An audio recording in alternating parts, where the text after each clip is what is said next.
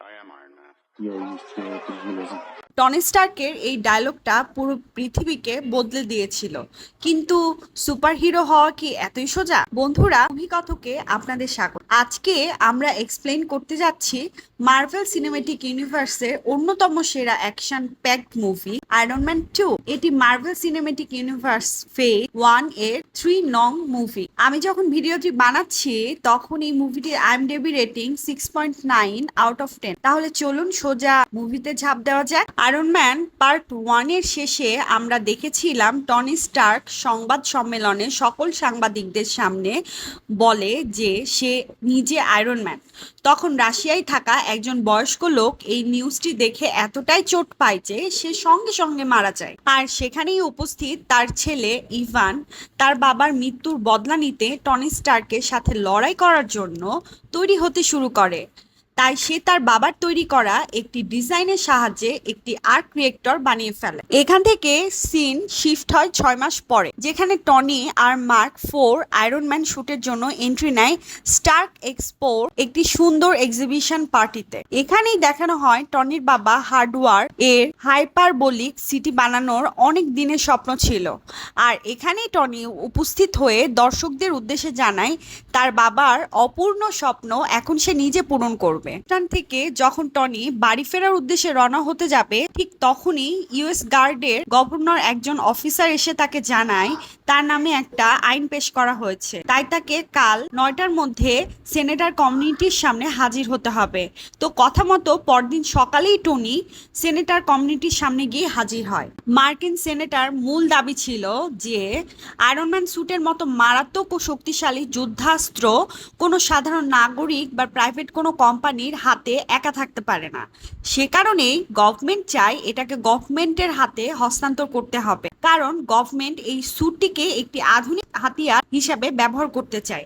Tony সেনেটাকে জানায় এটা কোনোদিনও সম্ভব না, কারণ আয়রন ম্যান আমি ওটা নিজেই, আর আমি এটিকে আপনাদের হাতে কেন তুলে দিব? আপনাদের হাতে তুলে দেওয়া মানেই আমি আমার নিজেকে আপনাদের হাতে তুলে দিচ্ছি, আর আমি তো আপনাদের গোলাম হতে চাই না। এই টাইমেই সেখানে হাজির হয় তার বন্ধু রোডি। হ্যাঁ বন্ধুরা, এটাই রোডি। আগের মুভিতে যে রোডিকে আমরা দেখেছিলাম সেই ক্যারেক্টার এখন অন্য অভিনেতা প্লে করছে। সেনেটার রোডিকে জানায় তুমি যে ডকুমেন্ট তৈরি করেছো সেই ডকুমেন্ট 57 নম্বর পেজের 4 নম্বর প্যারাগ্রাফটা সকলের উদ্দেশ্যে পড়ে শোনা। কিন্তু এই কথাটি শোনার পরই রোডি খুব অসন্তোষ প্রকাশ করে আর বলে কেন আমাকে একটি নির্দিষ্ট পেজের নির্দিষ্ট প্যারাগ্রাফ পড়ে শোনানোর কথা বলা হচ্ছে। কিন্তু সেনেটার চাপে সে পড়তে বাধ্য হয়। সেখানে লেখা আছে এই স্যুটটি মারাত্মক ও শক্তিশালী যুদ্ধাস্ত্র, কোনো একজন সাধারণ নাগরিক বা প্রাইভেট কোম্পানির হাতে এটা একা থাকতে পারে না। এই কারণেই এই স্যুটটিকে ইউএস গভর্নমেন্টের হাতে হস্তান্তর করে দেওয়া উচিত। কিন্তু এর পরের সিনে দেখা যায় টনি রাজি না হওয়াতে সেনেটার সেখানে উপস্থিত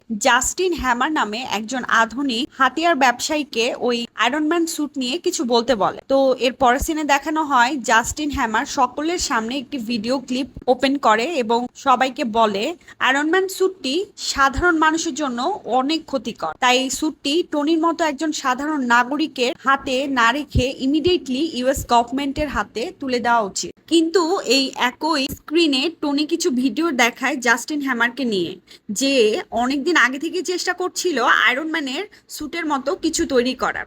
আসলে এই জাস্টিন হ্যামার একজন অতি লোভী হাতিয়ার ব্যবসায়ী, তাই সে চেয়েছিল যে কোনো উপায়েই টনির এই আয়রন স্যুটটি নিয়ে নতুন করে কিছু স্যুট বানাবে আর গভর্নমেন্টের কাছে বিক্রি করবে। আর তার কথাতে গভর্নমেন্ট টনিকে সামন পাঠিয়েছিল, কিন্তু আমরা তো জানি টনি অনেক বেশি জিনিয়াস, তাই সে এইসব চালাকি ধরে ফেলে আর জাস্টিন হ্যামারের আসল রূপ সবার সামনে ফাঁস করে দেয়। ফলে সেখানে উপস্থিত সকল মানুষ টনিকে আবার সুপার হিরো হিসাবে সবার সামনে দাঁড় করায়। এরপরে টনি সেখান থেকে বিদায় নিয়ে চলে যায়। অন্যদিকে আমাদের দেখানো হয় ইভান আর তার নতুন একটি আধুনিক চাবুক বানিয়ে ফেলে।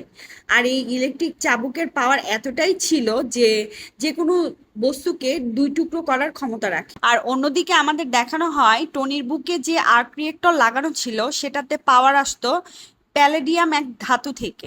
এখন সেই ধাতুই তাকে ধীরে ধীরে মৃত্যুর দিকে নিয়ে যাচ্ছে।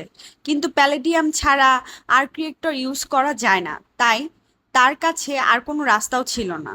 তাই এই ব্যাপারটি সে কাউকে না বলেই নিজের মধ্যে চেপে রাখে। তো এরপরে দেখা যায় নিজের মৃত্যুর কথা চিন্তা করে উল্টো পাল্টা কাজ করতে শুরু করে। এমনকি সে মারা গেলে তার কোম্পানির কি হবে এই কথা ভেবে পুরো কোম্পানি তার পিএ পেপার পটসের নামে করে দেয়। আর এই কোম্পানির হস্তান্তরের কাজের জন্যই পেপার ন্যাটলি নামে একজন নতুন লেডিকে অ্যাপয়েন্টমেন্ট করে। অন্যদিকে দেখা যায় ইভান একটি নকল পাসপোর্ট তৈরি করেছে যাতে সে মস্কো থেকে বেরিয়ে টনির সামনাসামনি হতে পারে। এখান থেকে সিন শিফট হয় মোনাকো শহরে, যেখানে একটি কার রেসিং প্রতিযোগিতায় অংশগ্রহণ করেছে টনি। কিন্তু সেখানে উপস্থিত হয় ইভান। সে সেখানে চলতে থাকা রেসের মধ্যে টনির গাড়ির ওপর হামলা করে গাড়িটিকে দুখণ্ড করে দেয়। আর এই ঘটনা দেখে সেখানে উপস্থিত পেপার সঙ্গে সঙ্গে হ্যাপিকে নিয়ে টনির উদ্দেশ্যে রওনা হয়। প্রথমে হ্যাপি গাড়ি দিয়ে ইভানকে ধাক্কা মেরে টনির সামনে থেকে সরিয়ে দেয়, আর তারপর কেসের মতো দেখতে আয়রন ম্যান স্যুট টনির দিকে ছুড়ে দেয়। টনি বক্সটি পেয়ে সঙ্গে সঙ্গে আয়রন ম্যান স্যুটটি পরে রেডি হয় আর শুরু হয় ইভানের সাথে ফাইট। প্রথমে আয়রন ম্যান কিছুতেই ইভানের সঙ্গে মোকাবেলা করতে পারছিল না, কারণ ইভান আগে থেকেই তার ইলেকট্রিক চাবুকের সাহায্যে বারবার আয়রন ম্যানকে আঘাত করে আসছিল। তো টনি জার্ভিসের সাহায্যে খুঁজে বের করে এই চাবুকের পাওয়ারটা কোথায় থাকে সেটা বের করে, আর বুঝতে পারে সেখানে তার বুকে লাগানো ওই আর্কটিকটি খুলে ধ্বংস করে দেয়। এরপর পুলিশ ইভানকে ধরে নিয়ে চলে যায়, কিন্তু কিছুক্ষণ পরেই টনি জেলে গিয়ে ইভানের সাথে দেখা করার জন্য হাজির হয়। ইভানের সাথে দেখা করেই সে তার কাজের জন্য তাকে বাহবা দেয়, এটাও বলে তুমি যদি আরেকটু ভালো করে চেষ্টা করতে তাহলে হয়তো আরো ভালো হতো। আর তার এই তৈরি করা আর্ট ক্রিয়েটারের মধ্যে কি কি মাইনাস পয়েন্ট ছিল সেগুলি সব তাকে বলতে শুরু করে, আর জিজ্ঞাসা করে তুমি এই আর্ট ক্রিয়েটর তৈরির ডিভাইস কোথায় পেলে। তখন সে তাকে জানায় আমি আমার বাবার কাছ থেকে পেয়েছি, আর আমার বাবার জন্যই তুমি আজ বেঁচে আছো। টনি তখন তাকে জানায় তোমার ভুল নিশানার জন্য আমি এখনো বেঁচে আছি। আর এরপর টনি যখন সেখান থেকে বেরিয়ে যাবে ঠিক তখনই ইভান তাকে জানায় তোমার বুকে যে প্যালেডিয়াম কোডটি লাগানো আছে সেটা তোমাকে আস্তে আস্তে মৃত্যুর দিকে ঠেলে দিচ্ছে।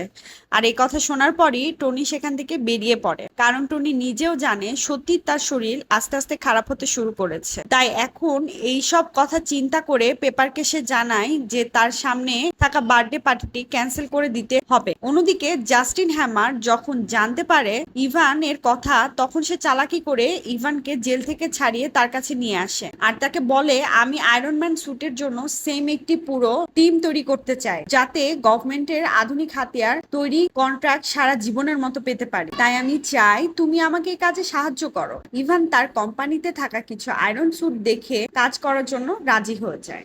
বাসায় আসার পর টনি ইভান সম্পর্কে জানতে শুরু করে, আর আমরা দেখি ফিল্মের শুরুতে যিনি টনির নিউজ দেখে মারা গিয়েছিলেন তার নাম অ্যান্টন, যিনি স্টার্ক ইন্ডাস্ট্রির একজন কর্মচারী ছিলেন আর ক্রিয়েটরের ডিজাইনের জন্য, আর সে টনির বাবা হাওয়ার্ড এর সাথে মিলে কাজ করেছিলেন। অ্যান্টন এই ডিজাইনটি ব্ল্যাক মার্কেটে তৈরি করে অনেক টাকা উপার্জন করতে চেয়েছিল, তাই হাওয়ার্ড তাকে গুপ্তচর বলে দেশের বাইরে বের করে দেয়। এর ফলে তাদের পুরো জীবন খুবই দুঃখ দুর্দশার মধ্যে কাটে। তাই টনির ওই নিউজটি দেখে সঙ্গে সঙ্গে সে হার্ট অ্যাটাক করে মারা যায়। এদিকে টনির অবস্থাও ধীরে ধীরে আরো খারাপ হতে শুরু করে, আর তার বার্থডে যখন একদম সামনে চলে আসছে তখন ন্যাটলির কাছে জানতে চায় এটা যদি তোমার জীবনের শেষ জন্মদিন হতো তাহলে তুমি দিনটিকে কিভাবে পালন করতে। তখন সে তাকে জানায় তাহলে আমি আমার ইচ্ছা মতো পালন করতাম, কারো কোনো কথাই শুনতাম না। এরপরেই টনি তার আয়রন ম্যান স্যুট পরে হাজির হয় তার বার্থডে পার্টিতে, আর সেখানে ওই আয়রন ম্যান স্যুট পরে ড্রিঙ্কস করে উল্টাপাল্টা কাজ করতে শুরু করে। পেপার তাকে অনেক বোঝানোর চেষ্টা করে, কিন্তু সে কারো কথা না শুনেই পার্টি এনজয় করতে ব্যস্ত থাকে। আর এখানে হাজির হয় বন্ধু রডি, কারণ ইউএস গভর্নমেন্ট তার উপর চাপ সৃষ্টি করছে। কিন্তু এখানে এসে রডি যখন দেখতে পায় টনি আয়রন ম্যান স্যুট পরে ড্রিঙ্কস করে উল্টাপাল্টা কাজ করছে, তখন সে খুবই রেগে যায় এবং টনির রুমে গিয়ে মার্ক 2 স্যুট পরে টনির সামনে হাজির হয়। তো এরপরে টনি আর রডির মধ্যে লড়াই শুরু হয়ে যায়। দুজনের লড়াই করতে করতে টনির পুরো বিল্ডিং ভেঙে তছনছ করে ফেলে, আর একদম শেষে ওরা একে অন্যের ওপর রিপালসার বিম নিক্ষেপ করে, ফলে সেখানে বড় ধরনের বিস্ফোরণ হয়। টনি নেশা করে থাকার কারণে সে অজ্ঞান হয়ে যায়, আর রডি তার ওই মার্ক 2 স্যুটটি পরে সোজা এসে উপস্থিত হয় মিলিটারি বেস ক্যাম্প। সেখানে রডিকে এই স্যুটের সাথে দেখে মিলিটারি অফিসাররা খুবই খুশি হয়। তো এরপরে সিন চেঞ্জ হয়, আর আমরা দেখতে পাই টনি ডোনাট খাওয়ার জন্য একটি শপে গিয়ে ডোনাল্ড লোগোর ওপর ডোনাট খেতে শুরু করে। এখানেই তার দেখা হয় নিক ফিউরির সাথে। তাকে দেখেই টনি বলে, তুমি এখানে কেন এসেছো? আমি তোমার সাথে কোনো কথা বলতেই চাই না। নিক ফিউরি তাকে জানায়, তুমি জানো না তোমার বাবা শিল্ডের হয়ে কাজ করতো? তিনি চেয়েছিলেন বড় আর্ক রিয়েক্টর তৈরি করতে, যা থেকে একটি অনেক এনার্জি উৎপন্ন করা সম্ভব হবে। কিন্তু তুমি এখানে কি করছো? ড্রিঙ্কস করে পাগলের মতো ডান্স করছো, পার্টি করছো, তোমার পিয়ের নামে তুমি কোম্পানি লিখিয়ে দিচ্ছ।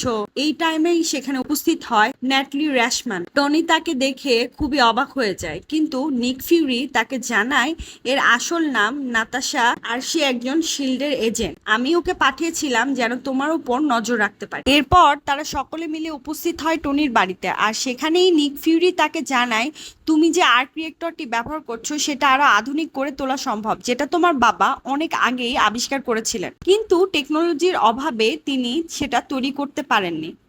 কিন্তু তার পুরোপুরি বিশ্বাস ছিল যে তুমি এটা করতে পারবে। টনি তখন তাকে জানায়, আমার তৈরি আর্ক রিয়েক্টর থেকে আরো আধুনিক করা একদমই সম্ভব না, কারণ আমি অনেকবার চেষ্টা করে এটা বানিয়েছি।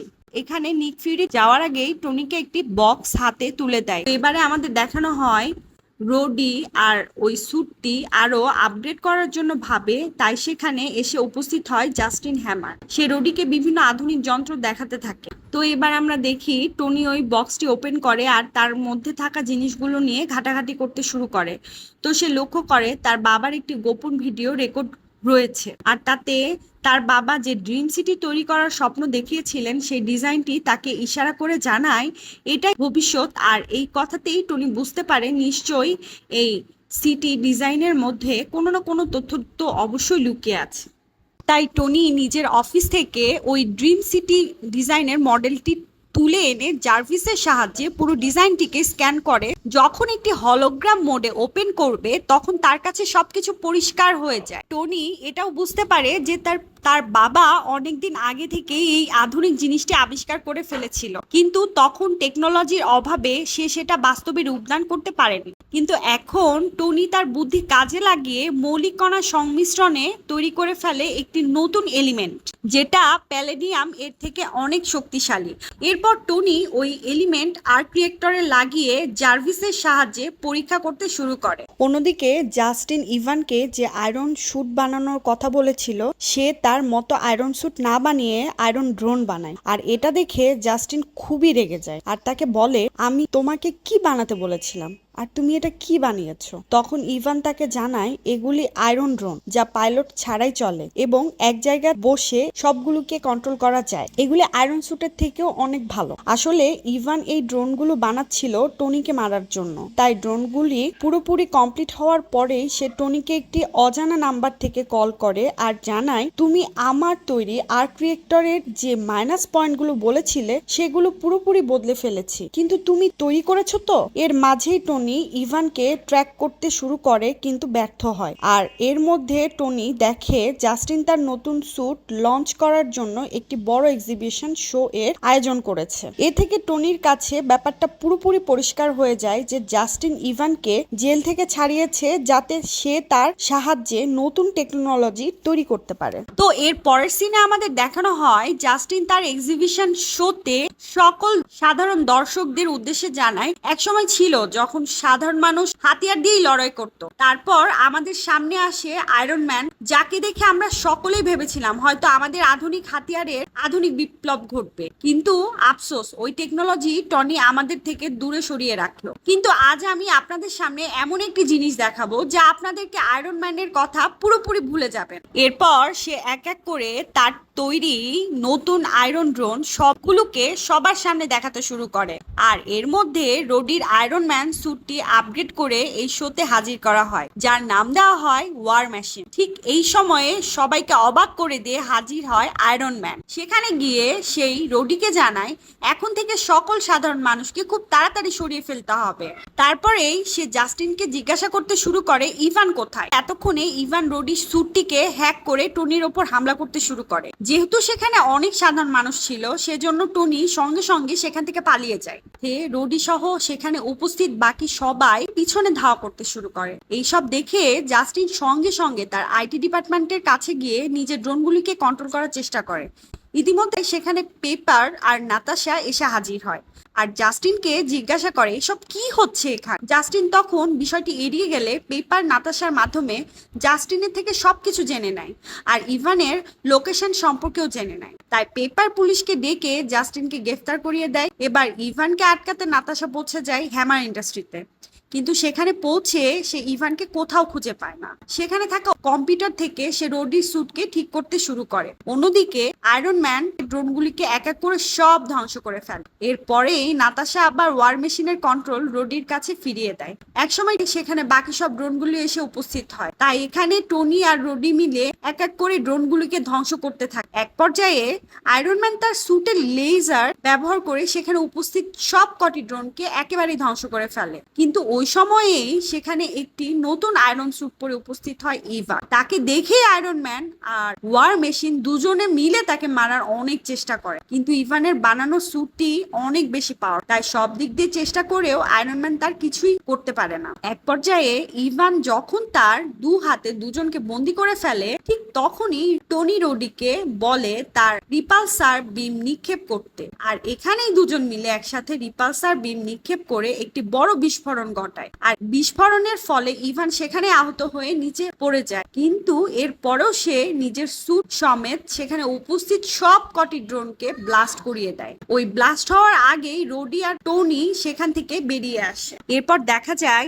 নিক ফিউরি টনিকে অ্যাভেঞ্জার ইনিশিয়েটিভ এর একটি ফাইল দেয়, যেখানে লেখা আছে আয়রন ম্যান স্যুটটিকে অ্যাভেঞ্জার ইনিশিয়েটিভ এর জন্য অ্যাপ্রুভ করা হয়েছে, কিন্তু টনিকে অ্যাপ্রুভ করা হয়নি। তার কারণ হচ্ছে সে এখনো ঠিকমতো নিজেকে কন্ট্রোল করতে পারে না। যদি সে অ্যাভেঞ্জার ইনিশিয়েটিভতে থাকতে চায় তাহলে তাকে একজন পরামর্শক হিসেবে থাকতে হবে। উনি এই কথা শোনার পরে বলে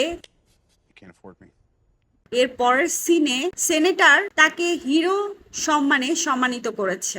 এবার মুভি একদম লাস্ট সিনে দেখানো হয় শিল্ডের এজেন্ট ফিল কুলসন মেক্সিকো যায় আর সেখানে একটি বড় হাতুড়ি দেখতে পায়। আর এখানেই মুভিটি শেষ হয়।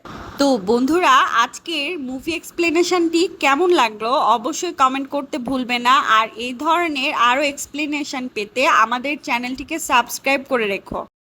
তো আজকের মতো বিদায় নিচ্ছি মুভি কতক থেকে।